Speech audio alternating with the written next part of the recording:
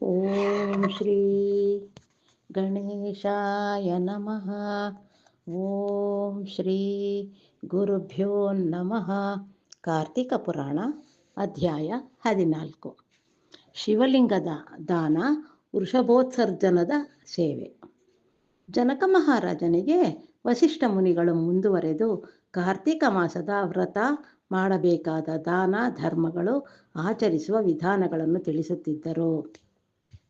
ಜನಕ ಮಹಾರಾಜ ಕಾರ್ತಿಕ ಮಾಸದ ಹುಣ್ಣಿಮೆ ದಿನ ಹಸುವಿನ ಕರುವನ್ನು ಮುದ್ರೆ ಒತ್ತಿ ಬಿಡಬೇಕು. ವೃಷಭ ಎಂದರೆ ದನ. ಅಂತಹ ದನವನ್ನು ಬಿಟ್ಟ ವ್ಯಕ್ತಿಗೆ ಕೋಟಿ ಬಾರಿ ಗಯಾದಲ್ಲಿ ಶ್ರಾದ್ದ ಮಾಡಿದ ಫಲ ಲಭಿಸುತ್ತದೆ. ಪಿತೃದೇವತೆಗಳು ತಮ್ಮ ವಂಶದಲ್ಲಿ ಯಾರು ಹಸುವಿನ ಕರುವನ್ನು ಮುದ್ರೆ ಒತ್ತಿ ಬಿಡುತ್ತಾರೋ ಎಂದು ಕಾಯುತ್ತಿದ್ದರು. ಕಾರ್ತಿಕ ಮಾಸದಲ್ಲಿ ವೃಷಭವನ್ನು ಬಿಡುವುದಿಲ್ಲವೋ ಅಂತಹ ವ್ಯಕ್ತಿಗಳು ನರಕಲೋಕಕ್ಕೆ ಹೋಗುತ್ತಾರೆ. ಎಲ್ಲರೂ ವೃಷಭೋತ್ಸವ ಮಾಡಲಾಗುವುದಿಲ್ಲ. ಹಣವಿದ್ದರೂ ಜಿಪುಣತನದಿಂದ ವೃಷಭೋತ್ಸವ ಮಾಡುವುದಿಲ್ಲವೋ ಅಂತಹ ವ್ಯಕ್ತಿ ತೀರಿಕೊಂಡ ನಂತರ ಅಂಧಾಮಿಶ್ರ ಎನ್ನುವ ಹೆಸರಿನ ನರಕದಲ್ಲಿ ಬೀಳುತ್ತಾರೆ. ವೃಷಭೋತ್ಸವ ಎಂದರೆ ಸರಳ ಸುಲಭ ಎಂದು ಭಾವಿಸಬೇಡಿ. ಪಿತೃದೇವತೆಗಳಿಗೆ ಗಯಾ ಕ್ಷೇತ್ರದಲ್ಲಿ ಶ್ರಾದ್ದ ಮಾಡಿದ ಫಲ ದೊರಕುತ್ತದೆ. ಅಥವಾ ಮಹಾಲಯ ಅಮಾವಾಸ್ಯೆ ದಿನ ಶ್ರಾದ್ದವನ್ನು ಆಚರಿಸಿದ ಪುಣ್ಯ ಲಭಿಸುತ್ತದೆ. ಮನೆಯ ಹಿರಿಯರು ತೀರಿಕೊಂಡ ದಿನ ಮಾಡಿದ ಪಿಂಡ ಪ್ರದಾನಕ್ಕಿಂತ ಕಾರ್ತಿಕ ಮಾಸದಲ್ಲಿ ವೃಷಭೋತ್ಸವ ಮಾಡುವುದು ಲೇಸು. ವೃಷಭೋತ್ಸವ ಮಾಡುವುದರಿಂದ ಪಿತೃಋಣ, ದೇವರ ಋಣ, ಋಷಿ ಋಣ ತೀರಿಸಿ ಮುಕ್ತರಾಗಬಹುದು. ಕಾರ್ತಿಕ ಮಾಸದ ಹುಣ್ಣಿಮೆಯ ದಿನದಂದು ನೆಲ್ಲಿಕಾಯಿ ಮತ್ತು ಜೊತೆಗೆ ದಕ್ಷಿಣೆಯನ್ನು ಕೊಟ್ಟು ದಾನ ಧರ್ಮಗಳನ್ನು ಮಾಡಿದರೆ ಅಂತಹ ವ್ಯಕ್ತಿ ಮರಣದ ನಂತರ ಚಕ್ರವರ್ತಿಯಾಗುತ್ತಾನೆ. ಕಾರ್ತಿಕ ಹುಣ್ಣಿಮೆಯ ದಿನದಂದು ಶಿವನಾರಾಯಣನ ಸನ್ನಿಧಿಯಲ್ಲಿ ದೀಪಾರಾಧನೆ ಮಾಡಿದ ವ್ಯಕ್ತಿ ಸಕಲ ಪಾಪ ಶಾಪಗಳಿಂದ ಮುಕ್ತನಾಗಿ ಸಂತೋಷದಿಂದ ಇರುತ್ತಾನೆ. ಶಿವಲಿಂಗವನ್ನು ದಾನ ಮಾಡಿದರೆ ಸಾಕು, ಸಕಲ ಸಂಪತ್ತು, ಆಯುಷ್ಯು, ಆರೋಗ್ಯ ಸಿದ್ಧಿಗೆ ಪಾತ್ರನಾಗುತ್ತಾನೆ. ಶಿವಲಿಂಗ ಎಂದರೆ ಸುಮ್ಮನೆ ಎಂದು ತಿಳಿಯಬೇಡಿ.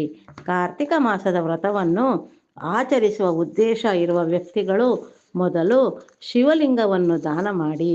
ಶಿವನ ಅನುಗ್ರಹದಿಂದ ಕಾರ್ತಿಕ ಮಾಸದ ಫಲ ದೊರೆಯುತ್ತದೆ. ಶಿವನ ಅನುಗ್ರಹದಿಂದ ಕಾರ್ತಿಕ ಮಾಸದ ವ್ರತ ಸಫಲವೂ ಆಗುತ್ತದೆ. ಶಿವನ ಲಿಂಗವನ್ನು ಕೇವಲ ಶಿಲೆ ಎಂದು ಭಾವಿಸಬೇಡಿ. ಮೋಕ್ಷಪ್ರದವಾದ ಶಿವನ ಲಿಂಗವನ್ನು ದಾನ ಮಾಡಿ. ಸಕಲ ಪಾಪಗಳು ನಿವಾರಣೆಯಾಗುತ್ತವೆ. ಶಿವನಾಥನ ಲಿಂಗ ದಾನದಿಂದ ಲಭಿಸುವ ಮುಕ್ತಿ, ಮೋಕ್ಷವನ್ನು ಹೇಳಲು ಪದಗಳು ಸಾಕಾಗುವುದಿಲ್ಲ. ಮಹಾರಾಜ, ಕಾರ್ತಿಕ ಮಾಸದಲ್ಲಿ ಯಾವ ಕೆಲಸಗಳನ್ನು ಮಾಡಬಾರದು ಎಂದು ವಿವರವಾಗಿ ತಿಳಿಸುವೆನು. ಈ ತಿಂಗಳಿನಲ್ಲಿ ಎಳ್ಳಿನ ದಾನ ಮಾಡಬಾರದು. ಕಾರ್ತಿಕ ಮಾಸದ ಎಲ್ಲ ದಿನಗಳು ಪಿತೃಕಾರ್ಯದ ದಿನ, ಅಮಾವಾಸ್ಯೆ, ಹುಣ್ಣಿಮೆ, ಗ್ರಹಣದ ದಿನ ರಾತ್ರಿ ಸಮಯದಲ್ಲಿ ಭೋಜನ ಮಾಡಬಾರದು. ವಿಧವೆಯ ಕೈಗಳಿಂದ ಬಂದ ಆಹಾರ ಸೇವನೆ ನಿಷಿದ್ಧ. ನಿತ್ಯ ಕರ್ಮಗಳ ಆಚರಣೆ ಮಾಡದ ವ್ಯಕ್ತಿ ವೇಶ್ಯೆಯ ಕೈ ಅನ್ನ, ಶೂದ್ರರ ಮನೆಯ ಸ್ನಾನಗಳನ್ನು ಮಾಡಬಾರದು. ಕಾರ್ತಿಕ ಮಾಸದಲ್ಲಿ ಬರುವ 2 ಏಕಾದಶಿಗಳ ದಿನ ಉಪವಾಸ ಮಾಡಬೇಕು. ನಿಷಿದ್ಧವಾದ ತರಕಾರಿಗಳ ಸೇವನೆ ಬೇಡ. 2 ಏಕಾದಶಿಗಳನ್ನು ಮಾಡಲು ಆಗದಿದ್ದರೆ ಕನಿಷ್ಠ ಕಾರ್ತಿಕ ಶುಕ್ಲ ಪಕ್ಷದಲ್ಲಿ ಬರುವ ಏಕಾದಶಿಯನ್ನು ಆಚರಣೆ ಮಾಡಿ. ಕಾರ್ತಿಕ ಮಾಸದಲ್ಲಿ ನದಿ ಸ್ನಾನ ಮಾಡಲು ಬಯಸುವವರು, ದೀಕ್ಷೆಯಿಂದ ವ್ರತವನ್ನು ಆಚರಿಸಲು ನಿರ್ಧರಿಸುವವರು ಇಡೀ ಮಾಸ ರಾತ್ರಿ ಪೂರಾ ಭೋಜನವನ್ನು ವಿಸರ್ಜಿಸಬೇಕು. ಕಾರ್ತಿಕ ದಶಮಿಯ ಹಿಂದಿನ ರಾತ್ರಿ ಉಪವಾಸ ಮಾಡಬೇಕು. ಅಂತಹ ದೈಹಿಕ ಶಕ್ತಿ ಸಾಮರ್ಥ್ಯ ಇರುವ ಭಕ್ತರು ವ್ರತ ಮಾಡಿ. ದೈಹಿಕ ಶಕ್ತಿ, ಮಾನಸಿಕ ಬಲ ಇರುವ ವ್ಯಕ್ತಿಗಳು ಈ ವ್ರತದ ಆಚರಣೆ ಮಾಡದಿದ್ದರೆ ಪಾಪ ಉಂಟಾಗುತ್ತದೆ ಎಂದು ಹೇಳಲಾಗಿದೆ. ಕಾರ್ತಿಕ ಮಾಸದಲ್ಲಿ ನದಿ ಸ್ನಾನ ಶ್ರೇಷ್ಠ. ಈ ಮಾಸದಲ್ಲಿ ಎಣ್ಣೆ ಸ್ನಾನ ನಿಷಿದ್ಧ. ಹಗಲಿನ ವೇಳೆ ನಿದ್ರೆಗೆ ಉಪಕ್ರಮಿಸಬಾರದು. ನದಿಗೆ ಸನಿಹದಲ್ಲಿ ವಾಸವಾಗಿದ್ದರೂ ಸಹ ಬಾವಿ ನೀರು ಸ್ನಾನ ಮಾಡಬಹುದು, ಬಾವಿ ನೀರು ಸ್ನಾನ ಮಾಡಬಾರದು. ನದಿ ಸ್ನಾನ ಅತ್ಯಂತ ಶ್ರೇಷ್ಠ. ನದಿ ಸ್ನಾನಕ್ಕೆ ಅವಕಾಶ ಇಲ್ಲದಿದ್ದರೆ ಮನೆ ಬಳಿ ಇರುವ ಬಾವಿ ಸ್ನಾನ ಮಾಡಬಹುದು. ಆರೋಗ್ಯ ಇರುವ ಭಕ್ತರು ತಣ್ಣೀರು ಸ್ನಾನ ಮಾಡಿ, ಬಿಸಿ ನೀರು ಸ್ನಾನ ಬೇಡ.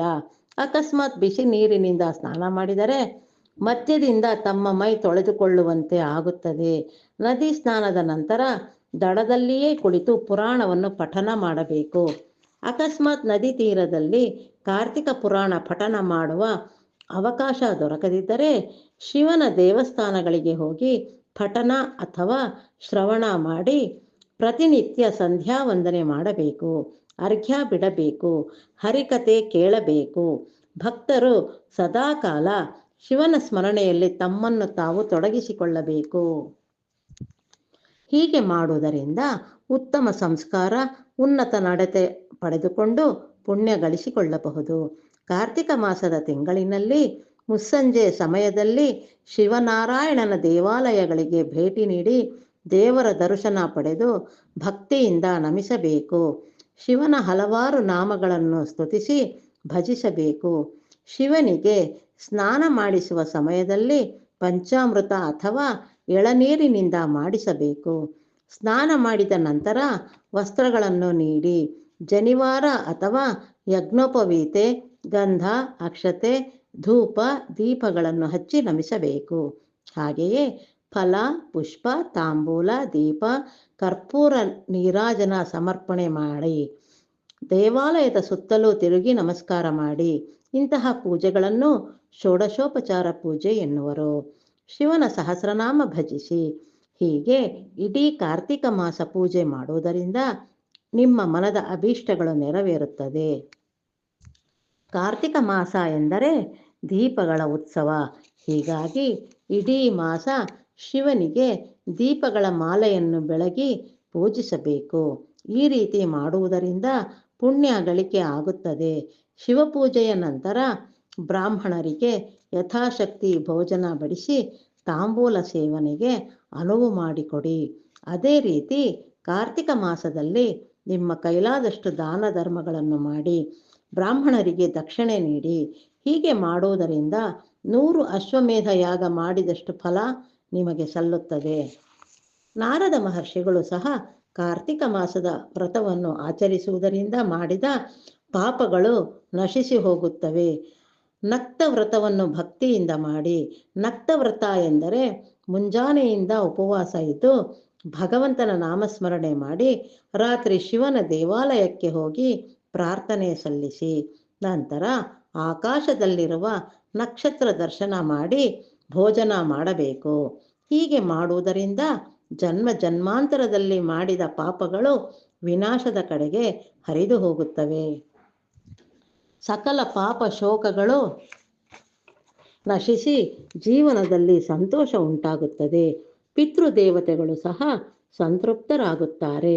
ನದಿ ದಡದಲ್ಲಿ ಪಿತೃಗಳಿಗೆ ಎಳ್ಳು ನೀರು ಬಿಟ್ಟು ತರ್ಪಣ ಬಿಡಬೇಕು. ಆಗ ಪಿತೃದೇವತೆಗಳು ಸಂತುಷ್ಟರಾಗುತ್ತಾರೆ. ಕಾರ್ತಿಕ ಮಾಸದ ಪೂಜೆಯಿಂದ ಸಕಲ ಸಂಕಷ್ಟಗಳು ನಿವಾರಣೆ ಆಗುತ್ತದೆ. ಕಾರ್ತಿಕ ಚತುರ್ದಶಿ ದಿನದಲ್ಲಿ ಶಿವನ ಪೂಜೆ ಮಾಡಿ ಎಳ್ಳು ದಾನ ಮಾಡಿದರೆ ಆ ಭಕ್ತನು ಕೈಲಾಸವಾಸಿಯಾಗುತ್ತಾನೆ. ವಸಿಷ್ಠ ಮುನಿಗಳು ಈಗ ಜನಕ ಮಹಾರಾಜನಿಗೆ ದೀಪಾರಾಧನೆ ಬಗ್ಗೆ ಒಂದು ಕಥೆಯನ್ನು ಹೇಳಲು ಸನ್ನದ್ಧರಾದರು ಎನ್ನುವಲ್ಲಿಗೆ 14ನೇ ಅಧ್ಯಾಯ ಮುಗಿಯಿತು.